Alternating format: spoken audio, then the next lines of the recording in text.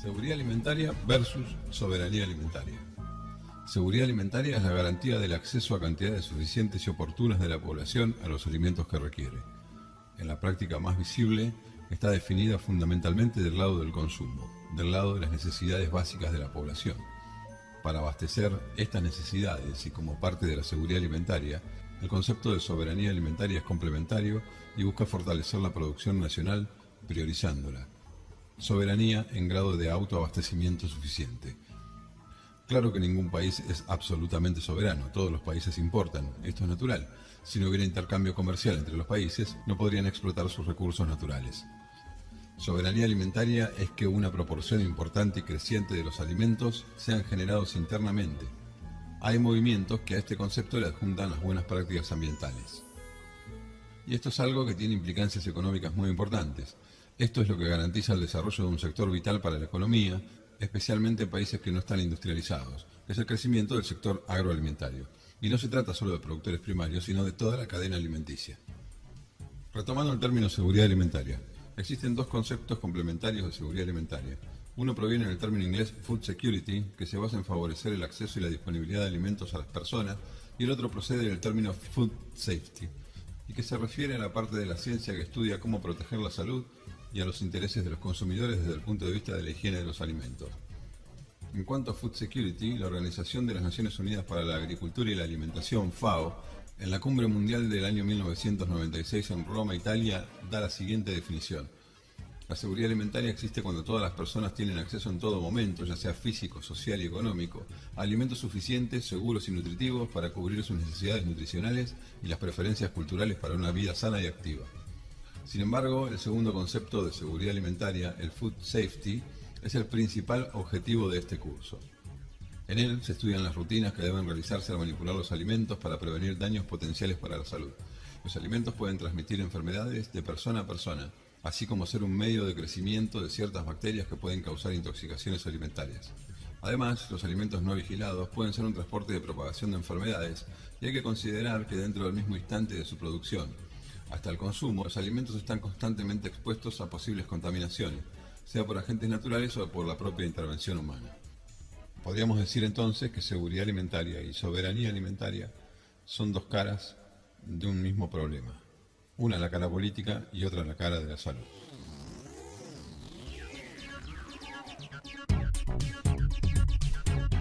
Un alimento puede tener buen olor, color, textura y gusto y estar contaminado. Su apariencia no determina la calidad sanitaria. Por lo tanto, solo la prevención es el aliado para evitar que sean una fuente de enfermedades. Un gran desafío de brindar alimentos seguros se funda en la aplicación de las prácticas culinarias basadas en la higiene para la obtención de preparaciones inocuas, es decir, que no dañen al consumidor. Para cumplir con este objetivo, es necesario que todos los actores sociales se involucren en esta tarea.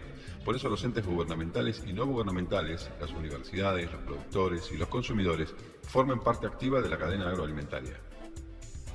Los avances científicos de los últimos años, en el área de seguridad de los alimentos, requieren ser divulgados para permitir educar a los integrantes de la producción y el consumo. La tendencia mundial en el quehacer normativo y o legislativo incluye la participación de industriales y los consumidores con el fin de abrir un canal de confianza entre ambos. Conocer cuáles son los problemas que tiene la producción de alimentos es fundamental para decidir cómo actuar.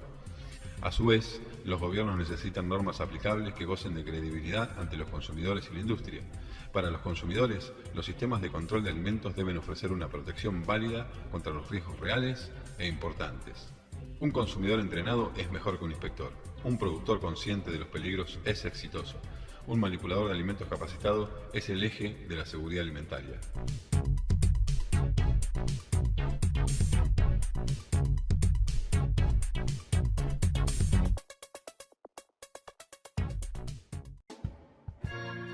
El consumo de alimentos en buen estado es primordial. De lo contrario, las enfermedades transmitidas por los alimentos podrían afectar a la salud de toda una población sin excepción.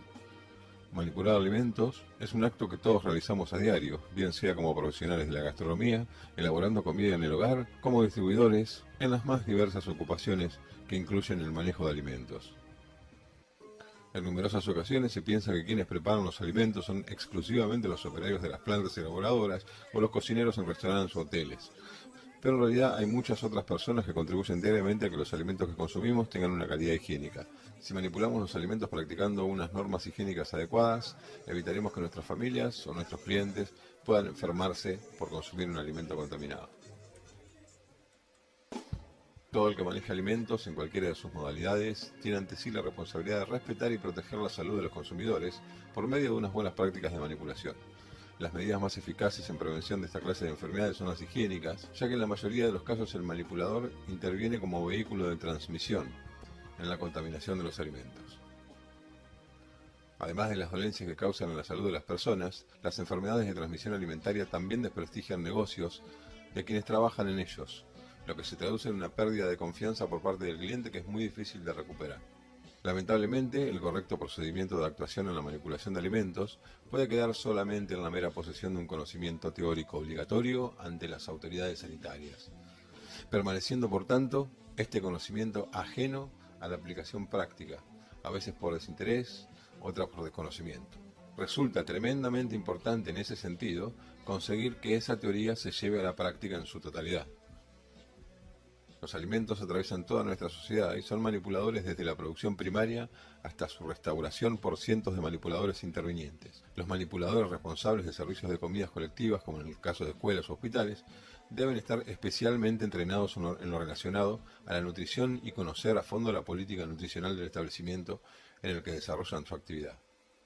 Esta formación en manipulación de alimentos vuelve al manipulador un multiplicador de las buenas prácticas y debe cumplir y hacer cumplir las mismas.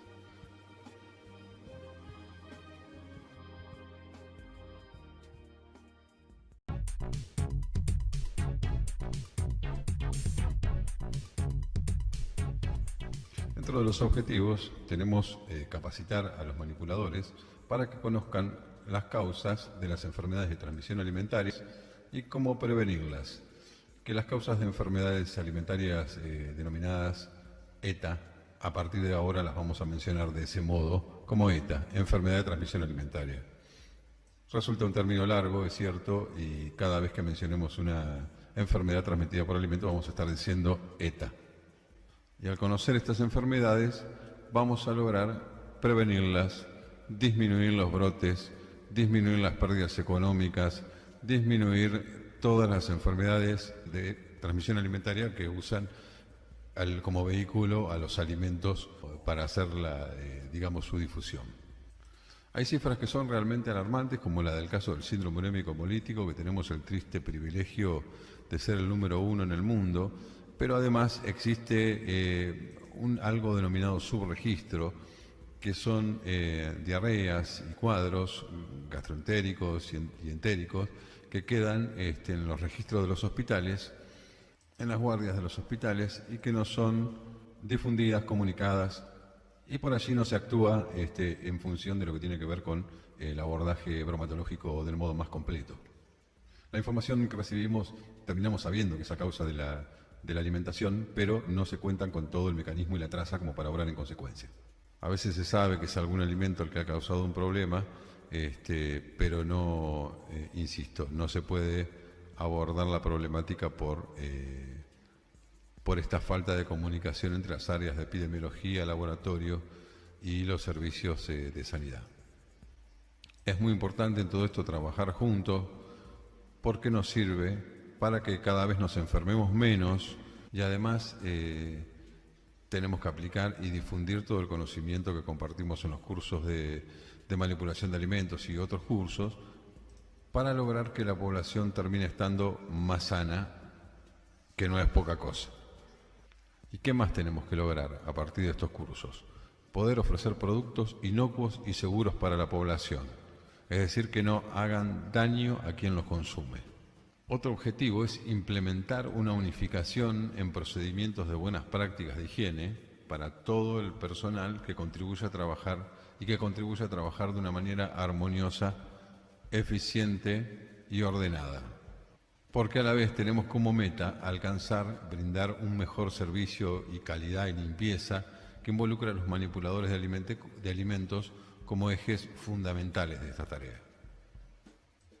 Si bien es cierto el tema del marco legal vigente es un poco tedioso, pero es bueno conocerlo y saber cuál es el marco que nos referencia. Pero bueno, esto surge en el marco legal a nivel internacional surge en el año 1962 con el Codex Alimentarius de la FAO, que es la Administración de Alimentos de Estados Unidos, con el objetivo de proteger la población, hacer una práctica equitativa del comercio y armonizar las normas a nivel internacional. En 1969 se crea el Código Alimentario Argentino, que fue sancionado por la Ley 18.284, fue reglamentado en el año 1971. También existen las normas Mercosur. En el año 91 se incorporan las normas Mercosur al grupo del Mercado Común del Sur. Estas normas se incluyen en el Código Alimentario Argentino y a partir de ese momento empiezan a